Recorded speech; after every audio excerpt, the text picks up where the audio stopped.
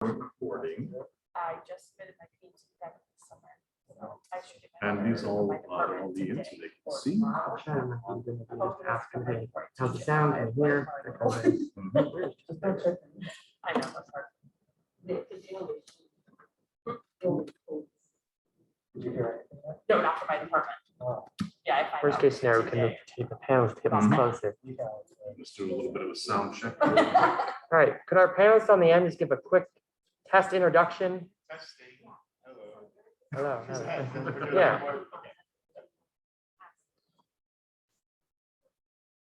All right, I mean, Okay. we're getting input. Good.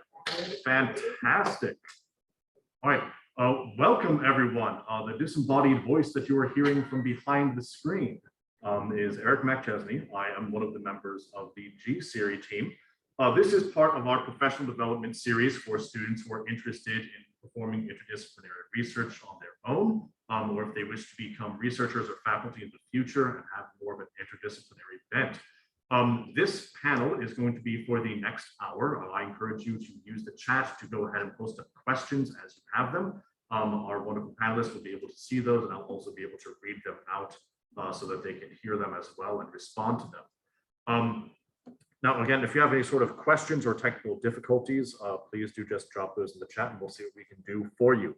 Right now, our esteemed panelists that we have in front of us, we have the doctors, Sathya Gopalakrishnan, yes, Jeff Bielicki. We also have Rachel Kajfez and Christian Blanco. Each of them are from various sorts of interdisciplinary collaborations. We have Empowerment, we also have a Steam Factory that are very, very interesting. And we're going to go ahead and start by allowing them to introduce themselves, maybe give us a very brief background about your research interests or how you got into interdisciplinarity, why you find it valuable, anything like that, to go ahead and sort of set the tone for the rest of the panel. And then we have a few different sort of questions for you all to sort of wrangle with collectively as we move forward. So would you like to begin? Hi, I'm Sathya Gopalakrishnan. I'm an associate professor in the Department of Agricultural, Environmental, and Development Economics. In terms of my research background, what I do, a lot of my research focuses on the human interaction with the natural environment, specifically thinking about coastal processes and how what we do on the coast impacts the way in which coastal processes or the lake dynamics change, and what does that mean for how we value the environment and how we can manage environment and natural resources. So that is one part of my work. Starting from the time I was a PhD student, I have been doing interdisciplinary research. During my PhD was with working with coastal geomorphologists who understand the coastal processes and how we can embed that in economic analyses, which is what I do. Since coming to Ohio State, I continue doing that work in the Great Lakes.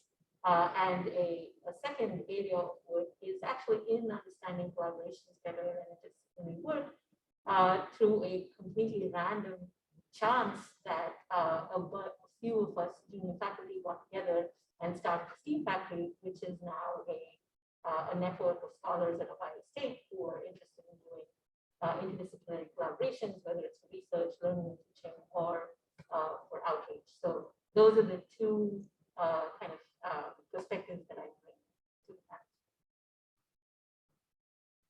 I'm Jeff Bielicki. I am an associate professor with a joint appointment in the College of Engineering, where I'm in the Department of Civil Environmental and Geodetic Engineering, and my other appointment is in the Blanco College of Public Affairs. My background is originally mechanical engineering, and I worked for a while at the Department of Energy National Labs, where I designed devices that make antiprotons.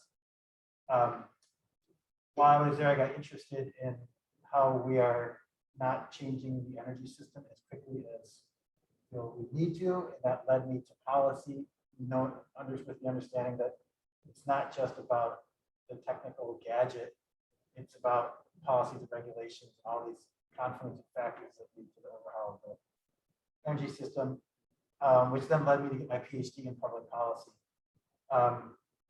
I focus a lot on renewable energy, carbon management, and issues where energy and water intersect.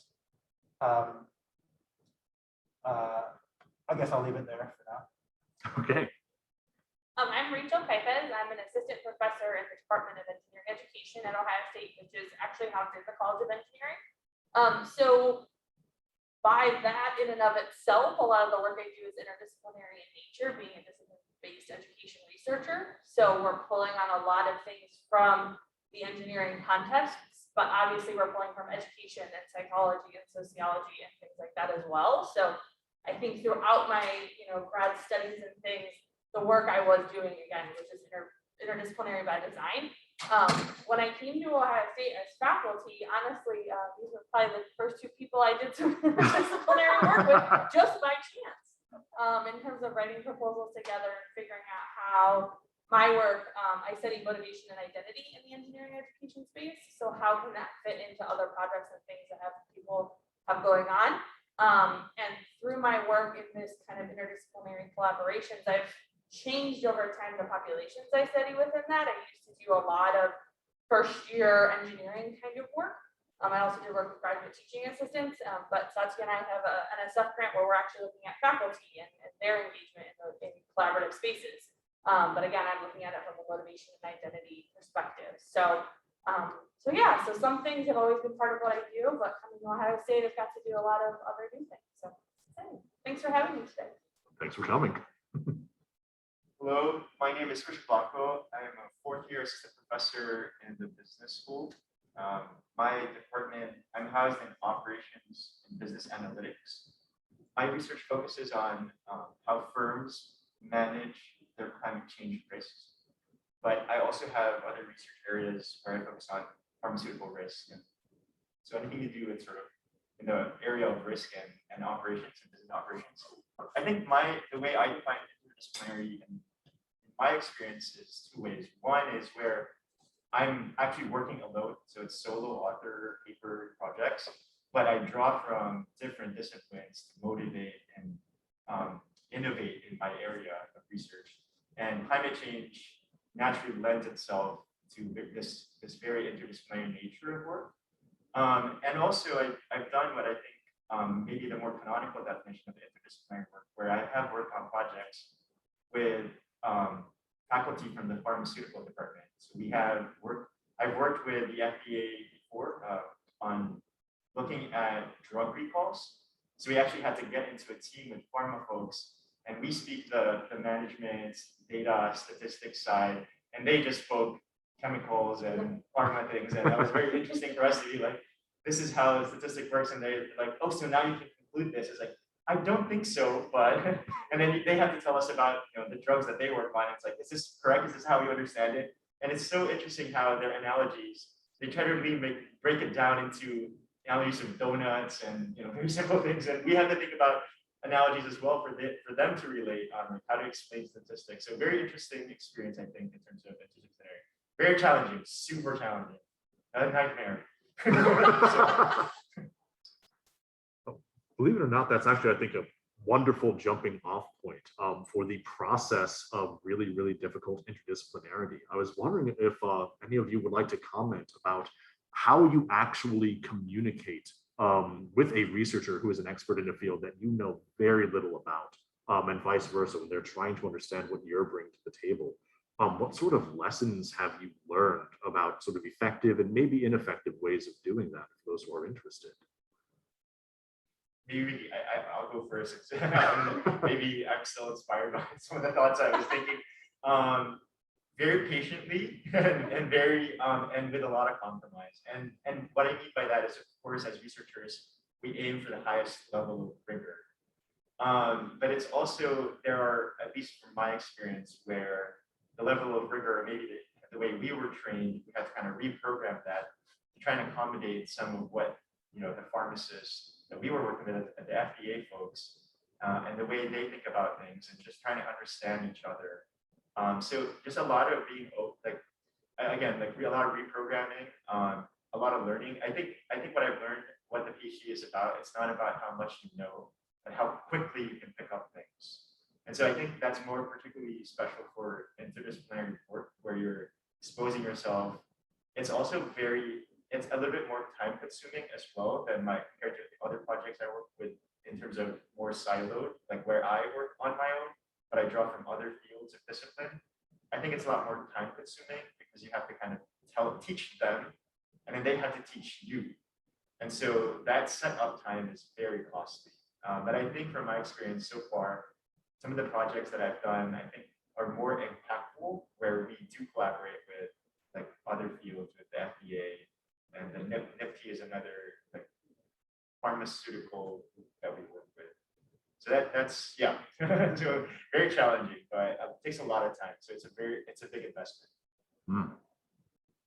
I would add, I think you need to develop trust, and I think that happens at different parts along the way. So in those early stages where you're trying to figure out communication and make sure you kind of are both speaking the same language and not using jargon that is defined differently in other fields, there has to be a trust for the expertise that both people bring to that partnership.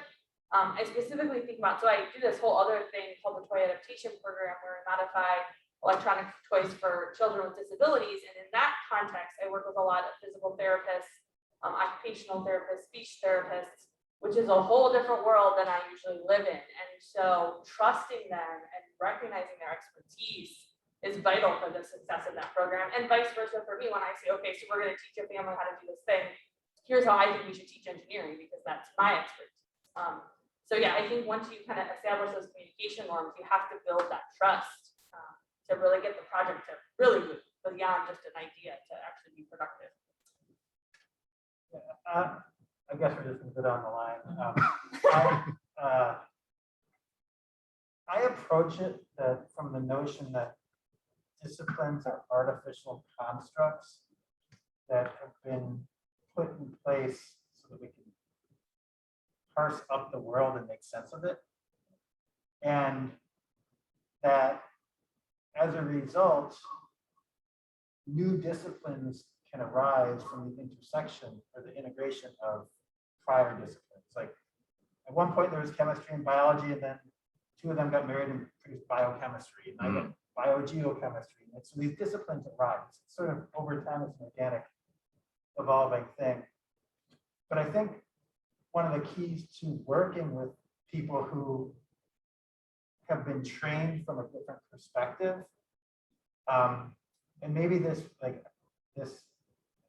was a mechanical engineer, and then I went to a policy school for my PhD. Like that's a totally different language, totally different way of thinking about the world. Primarily, it's applied economists world, which I now understand what Sathya speaks. But I think like when you listen, not necessarily to the words that are being used, but what they're describing, can help you understand what they're trying to get across. I was in a meeting a couple of years ago when we had a chemical engineer and an economist. They were both talking about efficiency, but efficiency to an economist is very different than efficiency to a chemical engineer. And they were talking past each other without listening to, in essence, what they were talking about was in large measure the same thing from different perspectives. And so I think like trying to understand what they're getting at, not necessarily the words that are used, is really helpful for having relationships in general. But when you're trying to like do something productive professionally, people have been trained from different perspectives. I think most of it's covered, so I probably don't have a lot to add here, but the way I think about communication, and I agree with Jeff's setup, or the thinking that disciplines are just ways to organize learning. So for me, the primary thing is I have to be interested and really intellectually curious in what the other person is doing for me to be able to communicate what I need to them. Because they need to be interested, but I have to be equally curious about their field to want to learn what they're doing or their methods, so that then we can try to find that intersection. So that's one thing, just the intellectual curiosity to learn, I think is a prerequisite for doing any kind of interdisciplinary work. The second is effective communication, which everyone has talked about. But I think that needs to start at the at undergraduate and graduate school level, where economists are notorious for being the worst communicators. Like notorious. Like things like efficiency is a good example, right? Like we use it in a no one else thinks about efficiency that way. And but then we use the term as if it's something that everyone should understand. And there are many others. This is just one example. So being able to communicate and basically break down what it is that you are talking about to the other person so that they remain curious about what you do. And the third is to actually identify what you want from the other discipline. What do you need from them? So when I am trying to develop a collaboration, I'm like, this is what I do. What I need is an input from a hydrologist who will tell me how the surface, the water flows are going to lead to solution that will drain into the Kiri. And I want you to be, is there someone who can help me measure that? So it's a very specific task for what I need to do my analysis. And then I can tell them, these are what I can provide because this is the kind of work that we do. So that's the third thing, is just being able to identify what you need from the other discipline. And the last is, if you're a graduate student, is to invest the time. Like, it is a very time-consuming process, and everyone has said that. But if you have the time, it is, again, don't try and become an expert in the other field, but know enough to be conversant, right? So when I was doing my PhD, I took a course on coastal dynamics, the physics of coastal dynamics, an undergraduate level course. But it gives you just enough to understand some of those terms, so that now when you want to ask people what I need from you, I know what they do. So that's the way I approach it. That's fantastic. And throughout this entire thing, feel free to add on to and respond to one another as we go forward organically. But if you don't have anything more to say on that particular topic, we do have other questions. I might just add that, like,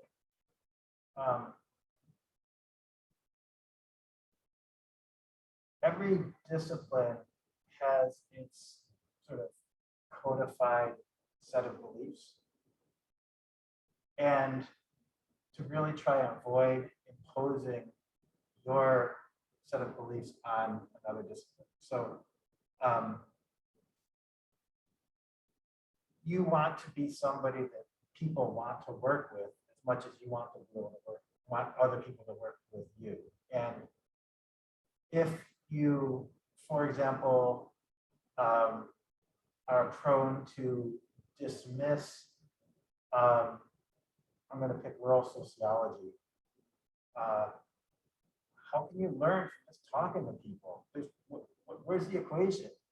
Where's the how can I prove this with first principles? Like, there isn't an equation that you can prove in first principles about how people feel, for example, right? Like, there's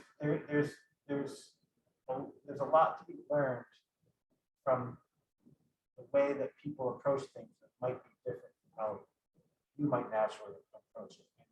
And to listen and sort of come in with a default respect you might not understand, I think proves to be more useful than not.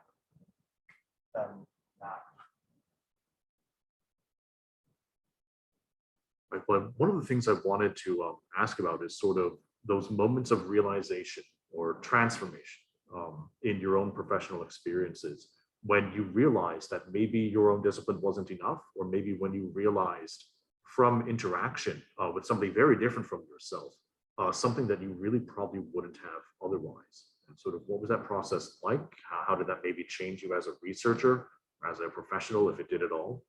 So wondering if you had anything to remark along those lines.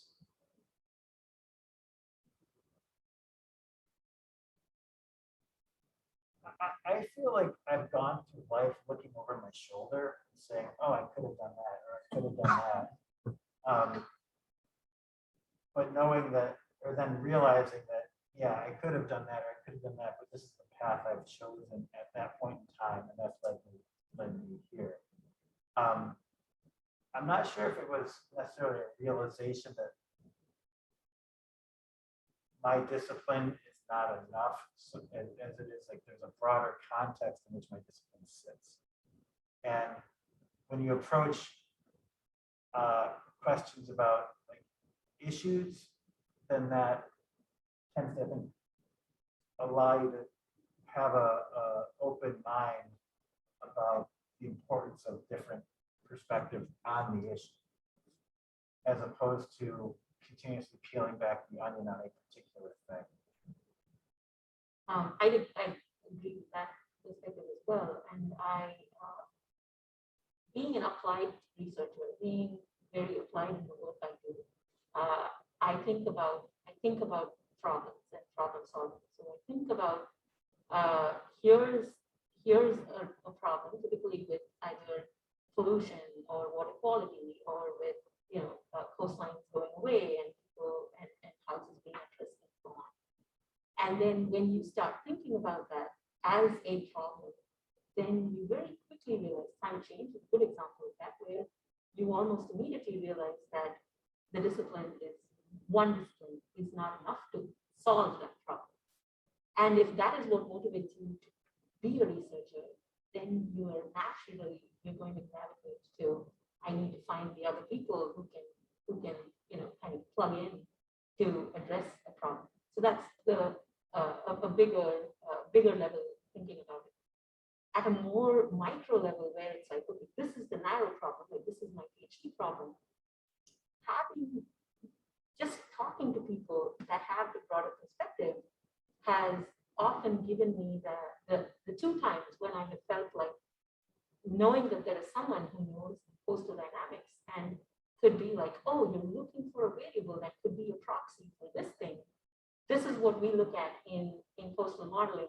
Maybe you could use this, which would not have occurred to me at all if I were just thinking as an economist, right? So what could that be? What can I learn from that field? So through my PhD program, that was one of the realizations. Right? If you know broadly the context and the system you're working in, you can actually reach beyond what you need to do the work. The second area, more recently, that I have often thought, and this is not new, and it's not a recent sort of debate in economics, is how we think about equity.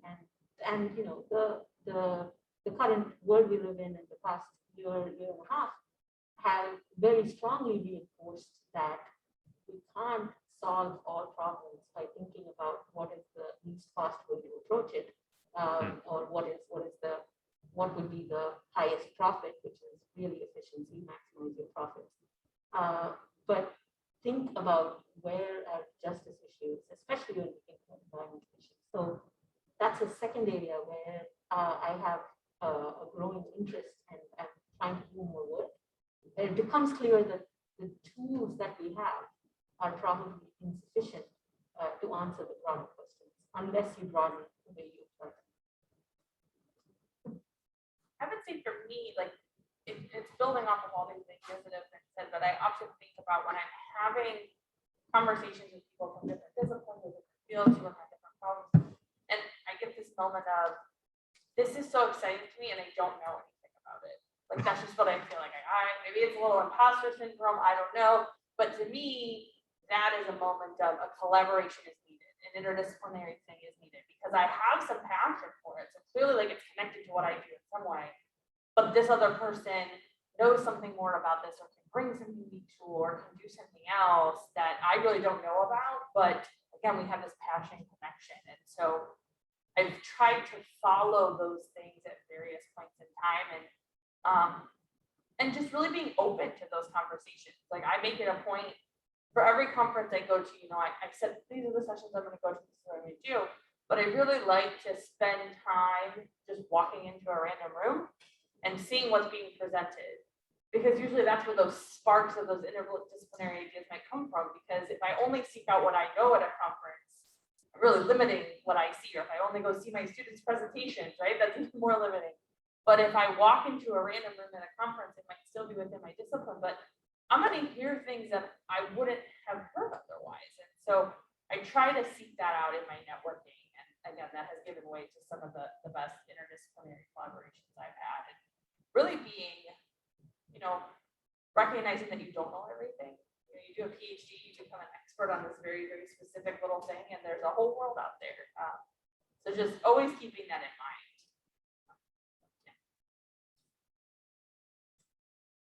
I would say I'm an accidental interdisciplinary. To be quite frank, it's honestly because I didn't know what I wanted to do. So let me just like illustrate that with like what's my like scholarly journey. So my first paper that I ever published was actually in Journal of Theoretical Biology. So what? So my background in undergrad is mathematics and environmental economics. So I did a summer research at UC Berkeley. So my premise was like, okay, I really like math. I'm super quantitative, but I want to explore what I can do with it. So I knew I wanted to do something applied. So I did some research at UC Berkeley at a renewable and energy appropriate lab. So this is a lab where we wrote a large program. It mimicked like how the electricity grid worked. And I was so fascinated in how to use mathematics to solve these real world problems and policy problems. So I thought that was like really sexy.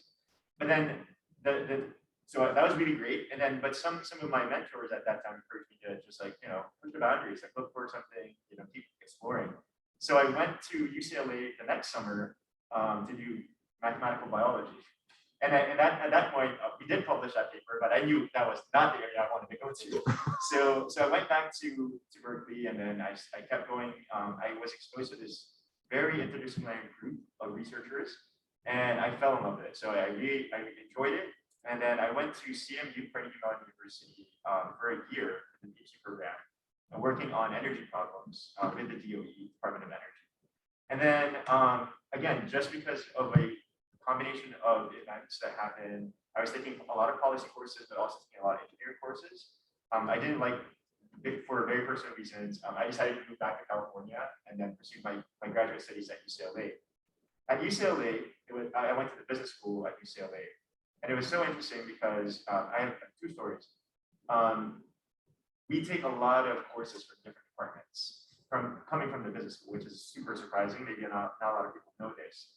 So my advisor at that time said, in the first year of the program, you're not going to feel like you're in the business school. So this is the outline. I ended up, by the end of my program, I had taken 5 courses in economics, about 4 courses in electrical engineering, a lot of optimization and queuing and all this. And then about 3 courses in other departments like statistics. We had an institute called Institute of Sustainability at UCLA, and there was a professor there who would offer seminars, and I took those as well. On top of the 6 courses we had to take in-house in business school. So, but to me, what enabled me across all of this is, which I think that where the second story comes in, is I think I had a solid foundation. Even though I was super interdisciplinary, I was drawing from the fact that I had a super solid mathematical foundation. It doesn't have to be math, in my opinion. But I recall one of our graduate students that I was working with at UC Berkeley, and he was in OChem, I think, or PChem. There's only I have a 50-50 chance. So he was in PChem, physical chemistry, I think, and then he said that he wanted to switch out. He wanted to join this interdisciplinary group. And then the only advice that our common advisor gave him said, okay, get as much theoretical foundation as you can from that department, so you have a solid base foundation. I think you also mentioned this. So it's so interesting to me, the notion of you still have to have a home base. So this is I think, whether that's an artificial construct or whether now we might think that that's not such a strength. I think based on experience, I think it's still the case that you need to have a home base, a home field. And because of whatever also practical reasons, like you're going to get evaluated, your tenure package also, from my understanding, it's also very difficult for your field to evaluate interdisciplinary work. So I'm coming from a traditional field where this interdisciplinary thing is still very new. So they don't understand how to value some of my work. So that's why I have to also focus on things like I mentioned earlier where I say I do things on my own, but I draw from fields, but that's like kind of set a foundation within my field. So that's my story. I think I'm interdisciplinary by accident, honestly, because I just didn't know what to do. But I think having a solid foundation in one of the fields helped me excel across different ones. And I think I would suggest, I think that's still a good place to start. Yeah, I think like it's okay to not be able to make up your mind. And as long as you invest in something. And I think that's sort of really interesting. I was constantly looking over my shoulder. I couldn't make up my mind what I should do.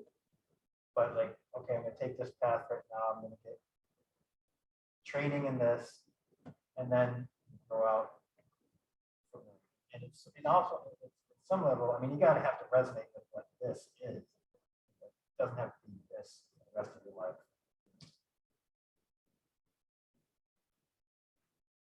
So just to sort of build off a couple of those last points, there is a little bit of a debate in terms of people who study how interdisciplinarity works about, do students feel that there is a risk associated with performing interdisciplinary work versus unidisciplinary work at various points in their careers?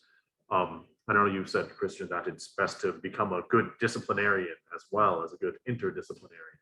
I know, Sathya, you said that, well, maybe you should start during PhD training. That might be a good place to begin. So as you know, a lot of the people online who are watching this, they're all graduate students at various points in their master's or PhD programs. What advice would you give to them if they have an interest in interdisciplinary research at this sort of point in their careers? Should they branch out and really begin exploring? Should they just focus on their discipline? Should they maybe just branch out to one other area and sort of begin to get that training? What do you recommend for them? How should they go about doing this? Well, I can start by saying two things. One, I echo Christian's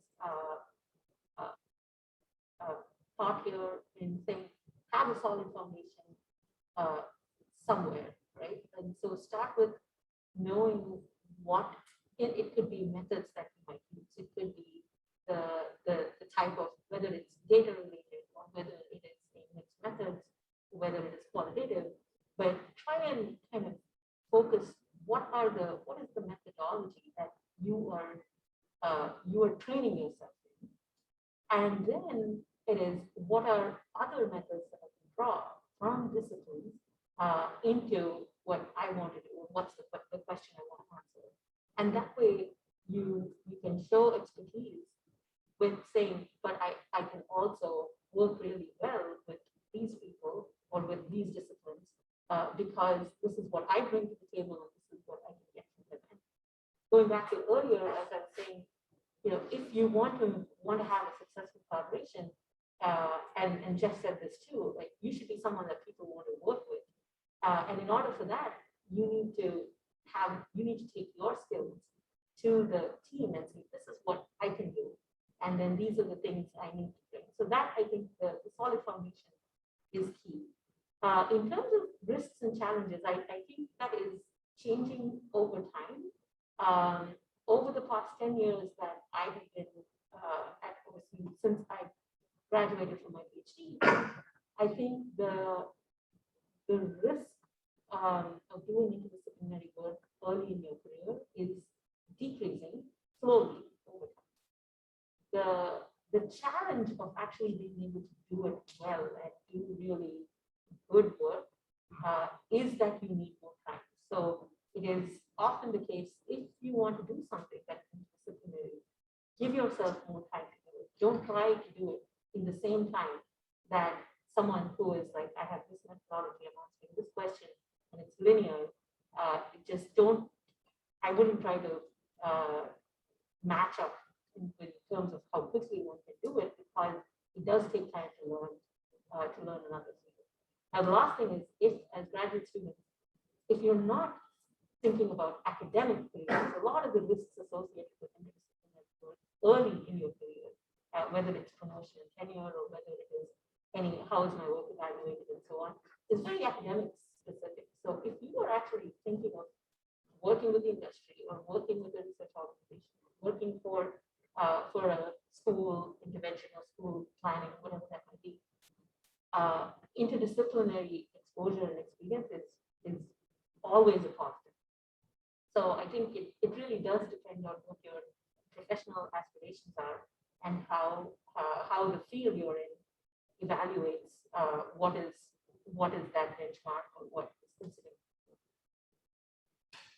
I would add to that specifically for graduate students in terms of kind of trying these things on. So I think the first thing is you have to find an advisor who also values interdisciplinary work and collaboration, or else trying to do that and finish your PhD might become a little tension filled. So, so just know that, and so maybe that's for the master students out there, find the right advisor. And so I really value, again, this interdisciplinary work, multidisciplinary work. And so I'm very open with my students about, like, let's do split appointments. You be on this project this semester and that project next semester. And I tend to be the faculty member that HR is like, oh my gosh, again.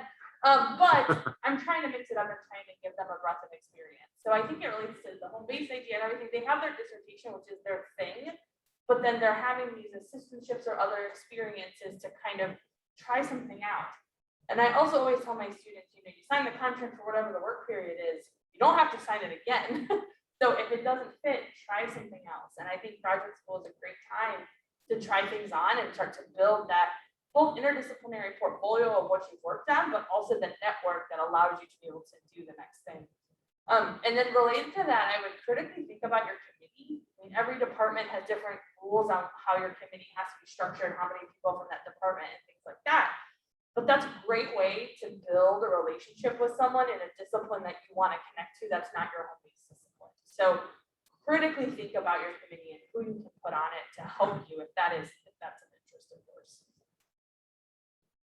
I skipped over a fair amount of my trajectory when I introduced myself. So I actually started a PhD program in mechanical engineering. And it was consistent with my original path, being a mechanical engineer, anti-protons. I was working on a new type of rocket engine. But before that, I had gotten an MBA, and that damn MBA screwed up my trajectory.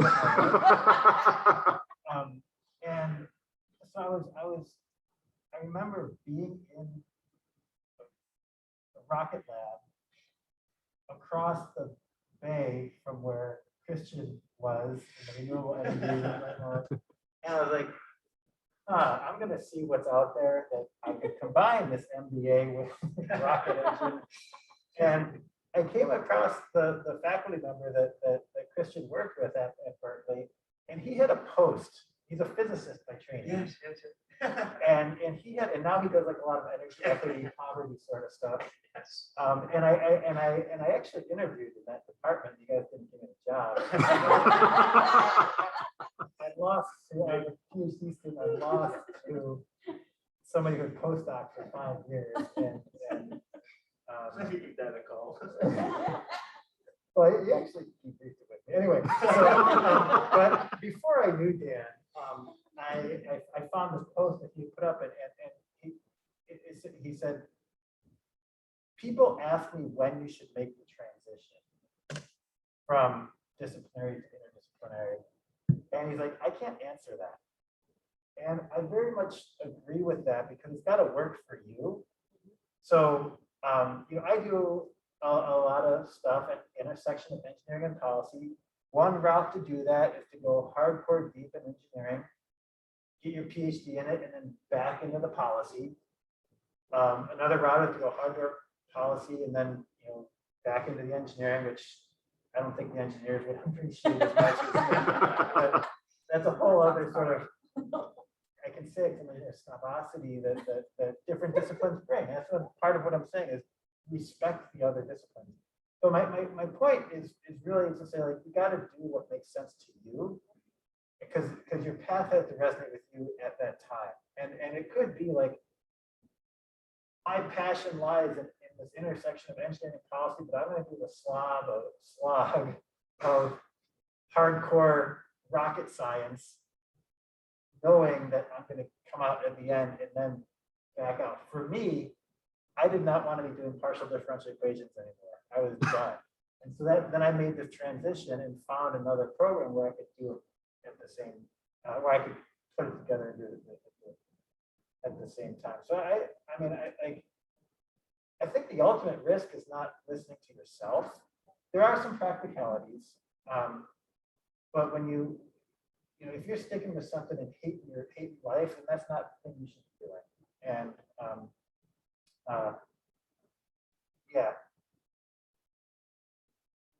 do stuff that resonates with you, knowing that you have to work towards something.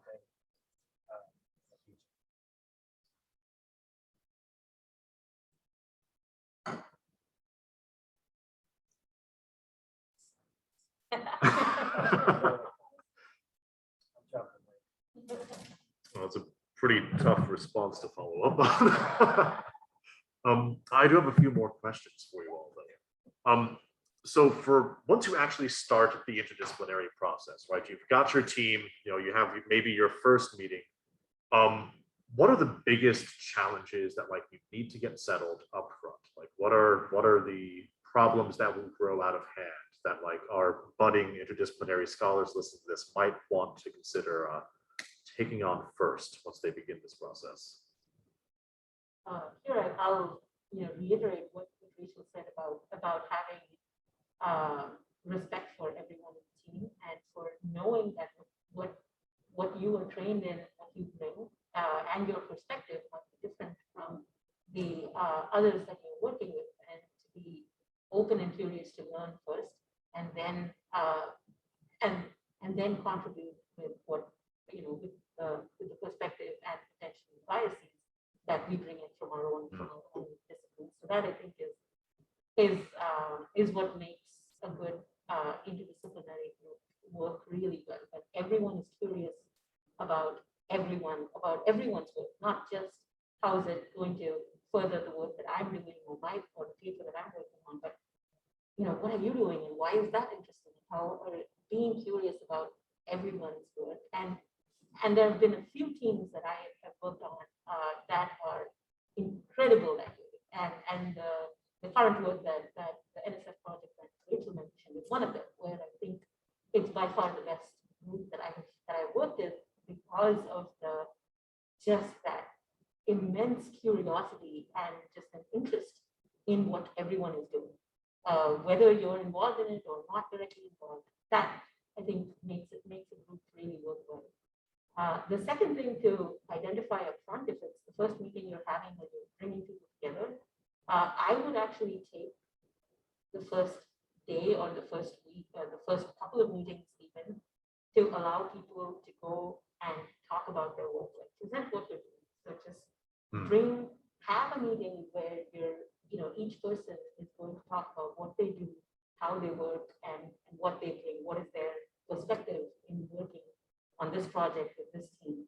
And then we start figuring out who works with whom and what are the specifics that are related to this project. But have that big picture, this is what I do, this is what I bring. And then the third thing is try to identify as quickly as possible the rules of engagement within the group. Things like who's going to keep track of everything, who's going to be responsible for IRP. We have an IRP. Want that out of the bag.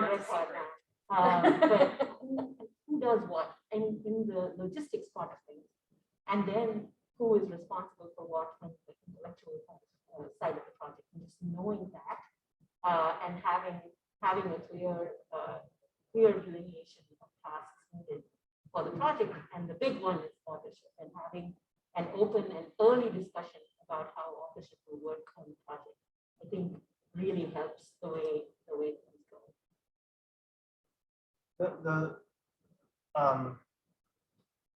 I've stepped in a lot of potholes along the way, and I think I would characterize it's not just interdisciplinary, it's interpersonal and interstyle. And so I might need an economist and for whatever I'm working on, but and there might be, I don't know, 10 people who know the proper expertise, only 2 of which I could work with. And that working with, I think, is the important thing. And so the interpersonal, being able to work together is important on team. If you're doing the rogue maverick, go it alone, interdisciplinary Christian approach, then I guess you've got to work with yourself. But there's also interstyle where I have a tendency to have an idea. I'm like, all right, bam, I'm going to jump in and work on it. Other people have a much more methodical approach. And I can't work well when I'm like ready to jump in. I don't know what's going to come out of it. I have an idea. I don't know necessarily where it's going to lead, but I think it'll lead to something. And I tend to leap and trust the net will appear. Other people like need to have, what's the structure of that net? What's the net? What's the rope on the net look like? What color is it before they'll jump? And that's totally fine for them. It's just more difficult for us to work together. And I think when you have that group of people that you can work with, and part of that, at least for me, is like being respectful or having respect for the harebrained stuff I might toss out there. That's really where it starts, I think, really starts to gel. So what I was going to say is similar to what Jeff said in that working style and finding that, and essentially is getting those kind of just project management things up front, so you all have like this common ground to lean on, and hopefully you provided some input in. The other thing that I have found is like the way I run my projects when I'm in charge might look different than the way I run projects when I'm a co-PI and someone else is in charge. Those two projects look very different, and I've had to think about, so like, what am I willing to compromise on, and what is my role, and defining that personally is super important when you're on these multidisciplinary, these interdisciplinary teams. What am I willing to say? Okay, I'm just gonna let that go because they're leading and it's different, versus I think this is something where I'm gonna bring what I know to this because I need it to function this way or whatever it is. And so I laugh about the IRB because I think that's one of the things too. Like I'm very about the IRB, and so that's what I bring to the project, and I'm not gonna let that go because that's really important to me in that space. But maybe there's another project where I'm not taking that lead, and so it can look different, and I'm okay with that. And so you have to figure out what your balance is. Like I actually think about my project back in the day with Karen Irving.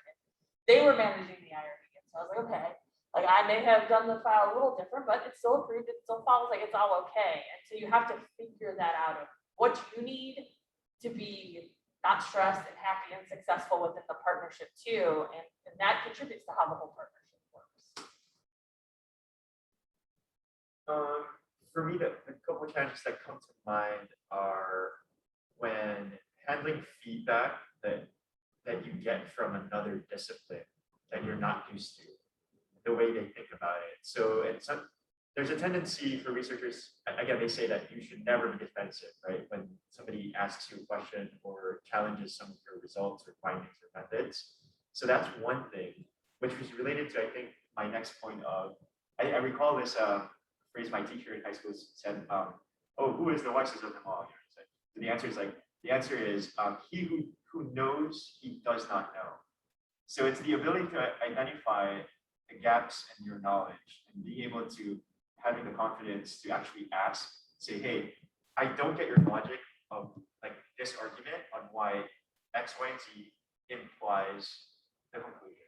Like I'm not buying it. So then, but sometimes there's a struggle between whether it's like, is it my brain that's lacking the ability to understand the statement, or is it because you're wired differently, or is it because it's like, yeah, challenging, actually, I'm not convinced that this is correct. So there's that aspect where you need to manage very carefully, and I think that's where all these interpersonal management experiences come in. But just so handling the feedbacks, not being defensive when somebody sort of raises the question, and also being comfortable in asking and admitting the lack or the gap in the understanding. And I think that comes with experience. As a younger researcher, this is something I struggled with because when you do it frequently, people will begin to judge you. So do you really know anything? But once you're at a certain level, you've reached, you've leveled up, you'll be like, yeah, I have enough confidence, I've published enough. Yeah, so my questions are legit. You are not explaining this well. But that transition, I'm not sure when that happens, but that's something that someone needs to build up to. Right, so we're going to be devoting the final 10 minutes to questions from the audience. You can, of course, after we're done with these questions, just talk about anything that you feel is important that we haven't brought up yet. But the first question from the audience we have is, what what tips might you have for balancing work within a team when it is your first or one of your first projects? I think if it's one of your first projects, I would try to start with a small team. And so, try not to jump into a team with 10 or more people, but make it 2 or 3 people that you're working together, so that it is very clear and easy to communicate. And the second is, more often than not, I don't think this is true for all projects, but more often than not, 1 or 2 people in the team are the most passionate about the project. And it's okay. And this was, just like there is, how do you build leadership? There are others who are interested and are willing to basically go along. And so allow that leadership to organically evolve, like to let people who say, this is the thing that I want to do, this is what I'm most passionate about, then make sure that they are leading that part of the project. And if you have something that you're most passionate about, make sure that you're leading that part, so that you're doing what you care most about. And try and find that where everyone is working on what they most care about, and maybe something that they have to. There are parts of the project that everybody does not like. Putting a report together is not fun for anyone.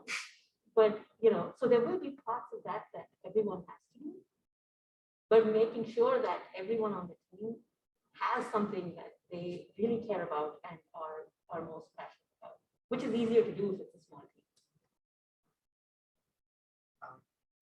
My experience with this is it may take time to find the strengths and the limitations of each member of the team. And that might be by trial and error, but also being patient with them. So I remember a couple of experiences with some of my students, and some of my students are undergrads, and some of them are even stronger or faster at picking up things than some of the graduate students I've worked with. But having the ability to adapt. So as soon as I worked with this very brilliant undergrad, which eventually won. He eventually ended up winning the university president's prize, which is the highest prize for any undergrad. He was my first ever mentor here. And I was like, what else will the other students win? So every student that will come to this office will win the NSF higher. So this graduate, this other students come, and I was like, I had such high expectations, I basically overwhelmed him, and I realized I was like, oh.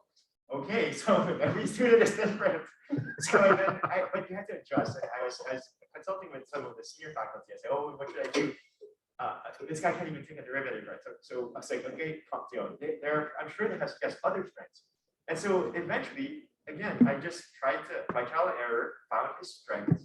And at the end, he amazingly collected one of the most comprehensive data sets that on recycling policy.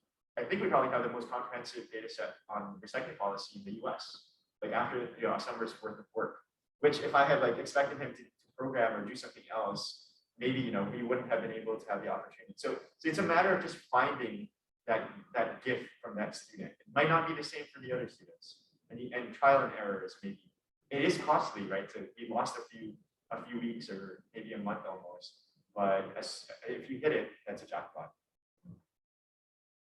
I think projects are not hippie communes. So there's got to be it's not going to be equal contribution from everybody. There's got to be 1 or 2 people who are the drivers, whether it's a paper or a project or a proposal or whatever, and you have to kind of be okay with that. And some of the potholes I've stepped in are, on one hand, me trying to be more of a driver than I should be in this work, or my approaching it is like, oh, here's something sort of, tentative. What do you guys think? And whereas I really should have been driving it, right? And so whether it comes down to having a driver who's all about the project management, making sure you have the discussions about authorship or whatever early, which is important stuff, and parsing out roles of IRB and econometrics or whatever, and also having sort of an understanding that while I might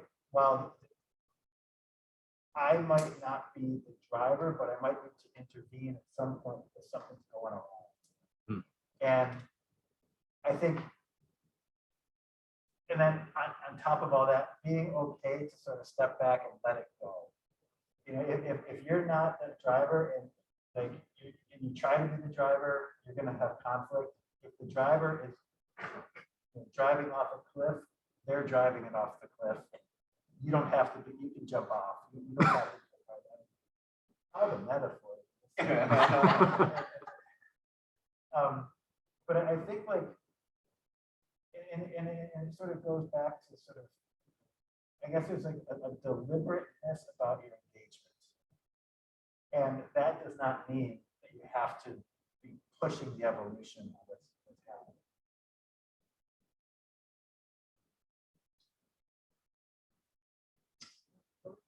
Yeah, that was, I never thought about that, but thank you for that, Jeff. That's so true.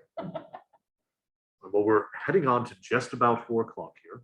I want to be conscious of everybody's time. And again, before we do our final words, thank you so much for providing what a rich set of experiences and perspectives you all have. And it's really, really wonderful, at least for myself and hopefully for the members of the audience as well, to hear about all of your experiences.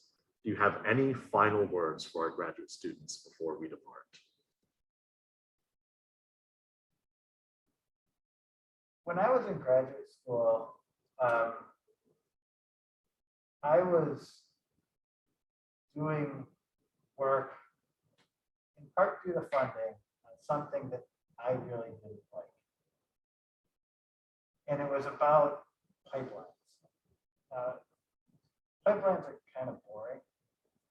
But when I reframed it to, well, what I'm actually looking at here is how you graft on a new pipeline network to an existing energy system. Reframed it from that perspective, I resonated with it. But I had a lot of worries that, oh my gosh, I'm going to be the pipeline guy. I don't want to be working on pipelines for the whole rest of my career. You know, so I went through this like sort of academic puberty of like, the world stinks, I hate my life, you know, and knowing that you're going to have these sort of like angsty moments about things, but also then trusting that it's not necessarily about what you're working on, it's about how you're working on it. And then is what's equipping you to move on to do other things. And whether that's in large groups or in smaller groups, but knowing that you're not stuck doing what you started out doing for the rest of your career just because you did your PhD or a paper or a chapter or whatever on this thing. That when you get known for being able to think or do X or approach things from Y, that's what people resonate with. That's what will attract people to you and also allow you to bring people together to form these teams and try to push forward on something that wouldn't have been pushed forward. I would say, like, this is going to sound a little weird at first, but I'll explain it. Don't be afraid to say yes and don't be afraid to say no. And so sometimes I think, especially as grad students, you might think, well, I can't say yes to this because it's extra or it's too far from my current work or something like that. Like, if it's something you're really passionate about and you want to explore it, like, don't be afraid to say yes. But at the same time, if you've gotten into an interdisciplinary collaboration and it's not going well, or it's not going where you thought it should go, and it's just becoming more of a text than anything, it's okay to say no and step away. And that can be very hard, but sometimes that's all you can do. And that's a very valid next step. So just, you know, I think you have to try things on, and sometimes it's saying yes, but sometimes it's saying no, and both are okay as you go on your journey. So for me, set a life goal. So for me, it's I want to be like a world-renowned researcher on business and climate change. That's like that. Everything I do, I ask myself, how is this contributing to that personal lifelong goal of being a world-renowned researcher on business and climate change? If it doesn't, cut it out, right? It's a waste of time, or like it's not added value to that goal. Of course, okay, I'm sure there are other sub goals that need to be fulfilled, right? And then I guess, so how do you find that light bulb? Well, it can be overwhelming, and it might take time. For example, there is a lot of literature on climate change. Like a lot of disciplines are attacking it. But it turns out I was in a perfect spot where there's not a lot of a business perspective on climate change. A lot of the literature written on climate change has been more on the physical science of it, on the policy side of it, but not on the voluntary mechanisms of how firms think and perceive these risks and how they change their operations to mitigate the risks associated with it. So I said, wow, that's a niche. That's mine. I'm going to grab it. I'm going to spend the rest of my 7 years of whatever tenure and PhD life just to try and do everything I can to try and answer every single aspect of what it means to look into business and climate change. But that's me. That I want to be when my field thinks business and climate change, they'll think Christian Blanco. So they'll go to that guy I always see professor. So that's my goal, but I don't know how close I am to it. Pretty far probably, but that's what motivates me every single day. And that's got to be exciting for you because yeah, you don't want to be the pipeline guy, but yeah. So but you want something that really motivates you, and maybe it's a matter of combining like a different perspective on the current problem you're looking at. Maybe it's looking at it differently, or yeah, just find something that you really like. Because it's a long journey. I think that's a good way to. That's the last word. I think that is what it should be. Work on things that you're really passionate about. Work on something that keeps you up at night, that wants you to get up, that's what you're just ready to go. And I got an idea. If you get that idea at 2 o'clock, are you getting up at 2 a.m. and working on it? Not saying stay up all night worrying, but at some point in your research life, we've all had that moment of like, I need to do this now because this is the idea and it's just struck. And that's the sort of problem that you should be working on. Something that you can commit to for a long time, and you're not going to give up. And it doesn't have to be one problem. It can be a field, it can be a topic area, it can be a variety of questions, but something that you do feel deeply passionate about. Not just in terms of like getting a PhD. If that is, and that should not be the reason anyone does a PhD to complete. So find that, and once you found that passion, whether it's interdisciplinary, whether it's not, who you work with, will generally fall in place as long as you're making sure you have fun with it. Right. And grad school is the time to have fun. Like, don't miss out on it. Thank you all so much. Once more for everybody online, this was Dr. Sathya Gopalakrishnan, Dr. Jeff Bielicki, Dr. Rachel Kajfez, and Dr. Christian Blanco. Thank you so much for joining us, and good evening. Thank you very much. Thank you. That was fun.